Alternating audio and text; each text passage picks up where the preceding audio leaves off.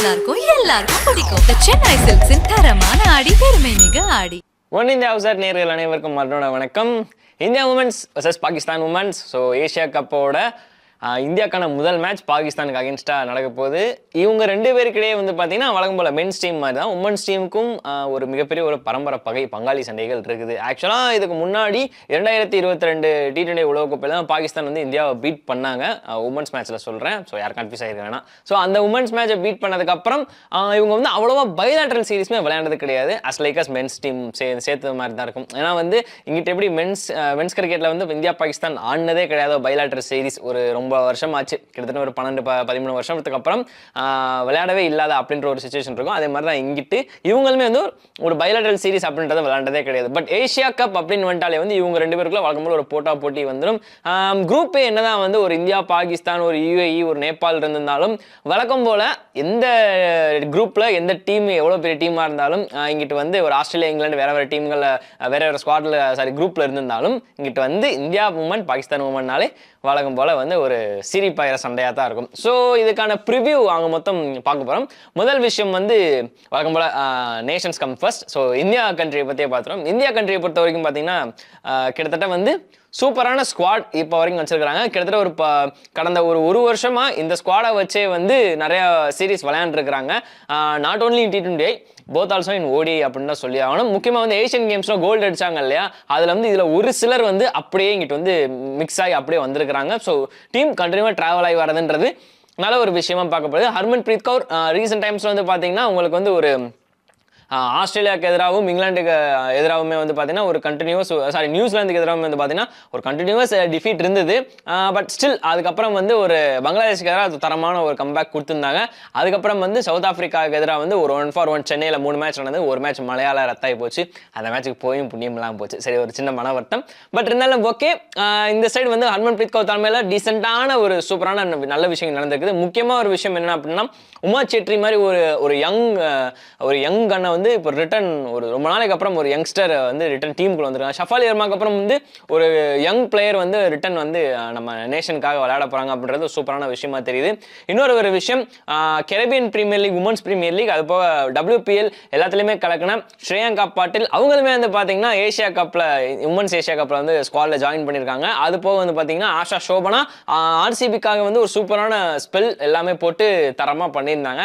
ஆக்சுவலா இவங்களோட அந்த தூக்கி போடுற வித்தை வந்து ரொம்ப நல்லா இருக்குது பார்க்கறதுக்கு. ஸோ அது வந்து மிகப்பெரிய ஒரு பெனிஃபிட்டாக இருக்கும். இங்கிட்ட ஹேமா தயானந்தன், ஸோ அவங்களுமே இருக்கிறாங்க. அது போக வந்து பார்த்தீங்கன்னா உங்களுக்கு டாப் ஆர்டர் உங்களுக்கு ஒரு ஹர்மன்பிரீத் கவுர், உங்களுக்கு ஒரு ஜெமிமா ராட்ரிக்ஸ், அது போக ஸ்மிருதி மந்தானா, அது போக ஷஃபாலி வர்மா. ஸ்மிருதி மந்தானா இன்னைக்கு பர்த்டே, ஸோ அவங்களுக்கு ஒரு மிகப்பெரிய பர்த்டே விஷஸ் நம்ம ஒன் இந்தியா ஹவுசர் சார்பா. ஸோ அதையும் சொல்லிக்கிறேன்.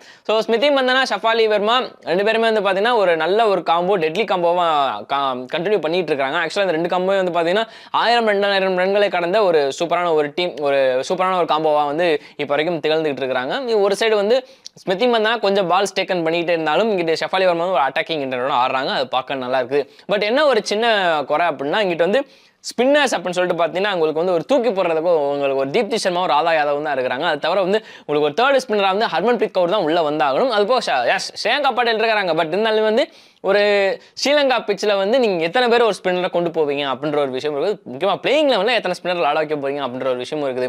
அப்சல்யூட்லி தீப்தி சர்மா ராதா யாதவ் ஒமிட் பண்ணவே முடியாது. ரெண்டு பேருமே வந்து one of primary and leading bowler women's டீமுக்கு.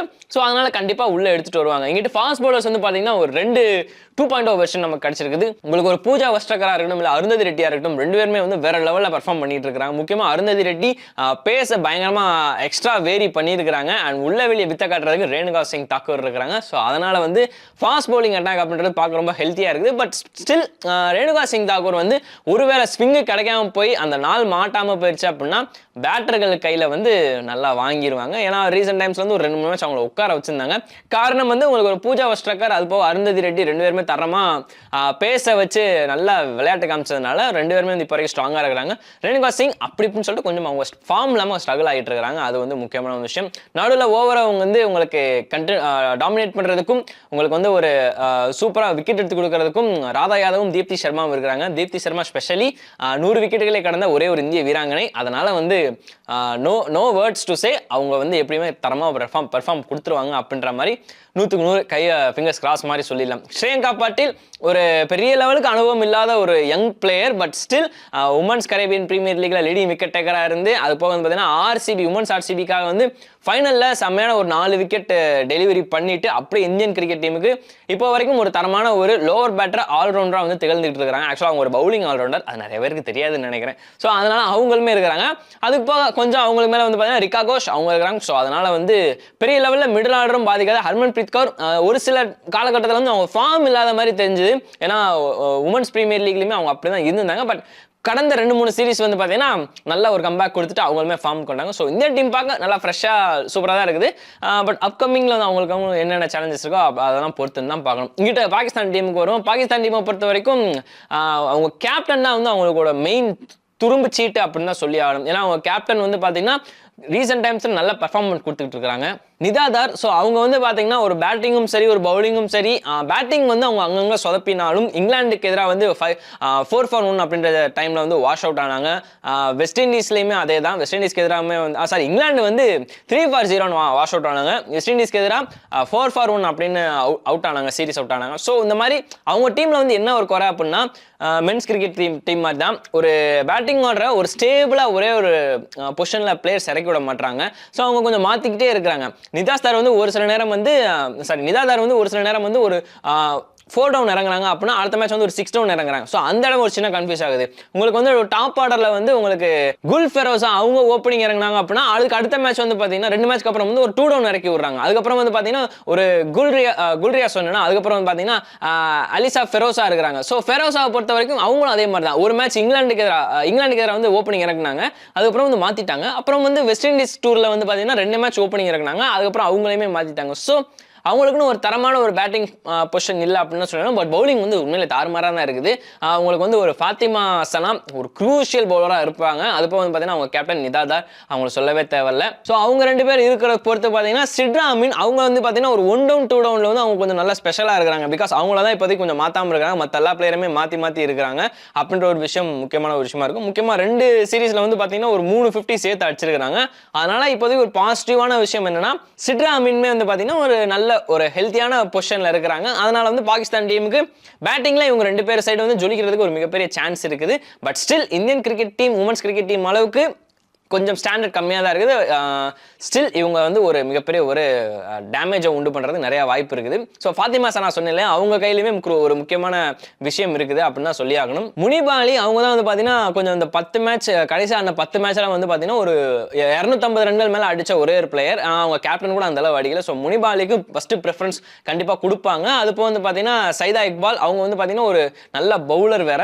அவங்க பவுலிங்கில் வந்து பார்த்தீங்கன்னா மேக்ஸிமம் உள்ள வெளியே வித்த காமிச்சு ஒரு டீசென்டான பால் உள்ள அட்ரஸ் போடனாலும் போடலாம், இல்லை டர்ன் பண்ணாலும் பண்ணுவாங்க. ஸோ அந்த ஒரு விஷயத்தில் வந்து பார்த்தீங்கன்னா அவங்க கொஞ்சம் எக்ஸ்பீரியன்ஸான பிளேயர்ஸ். முக்கியமாக Pakistan cricket team women's cricket team பொறுத்த வரைக்கும் ஒரு எக்ஸ்பீரியன்ஸ் கலந்த கலவையாக இருக்குது. பட் ஸ்டில் அவங்களுக்கிடையே அந்த பேட்டிங்கில் எங்கே இறக்குறது அப்படின்றத மட்டும் கண்டுபிடிச்சிட்டாங்க அப்படின்னா பாகிஸ்தானும் நல்ல டீமாக வந்து உருவெடுத்து வந்துகிட்டு இருப்பாங்க. அவங்க வந்து ரீசெண்ட் டைம்ஸில் மோசமாக இது பண்ணியிருந்தாலும் ஏஷியன் கேம்ஸ்லையுமே வந்து அவங்களோட ஸ்டாட்ஸ்லாம் வந்து கொஞ்சம் வீக்காக தான் இருக்குது. அகேன்ஸ்ட் இந்தியா எனக்கு தெரிஞ்சு ஒரு 2-3 மேட்ச் தான் ஜெயிச்சிருக்காங்க. மற்ற எல்லாம் 11 மேட்ச் வந்து இந்தியா தான் வின் பண்ணியிருக்காங்க அப்படின்ற ஒரு விஷயம் குறிப்பிடத்தக்க வேண்டிய விஷயம். ஸோ அதனால் நாளைக்கு நடக்க போகிற மேட்ச் 19ஆம் தேதி. அதனால் வந்து எப்படியும் இந்தியா தான் வின் பண்ணுவாங்க. பட் அது எவ்வளோ பெரிய மார்ஜின் அப்படின்றது வந்து பொறுத்து தான் பார்க்கணும். ஸோ அஃப்கோர்ஸ் வின்னிங் ப்ரெடிக்ஷன் வந்து பார்த்தீங்கன்னா நான் வந்து ஒரு இந்தியாக்கே போயிடுறேன்.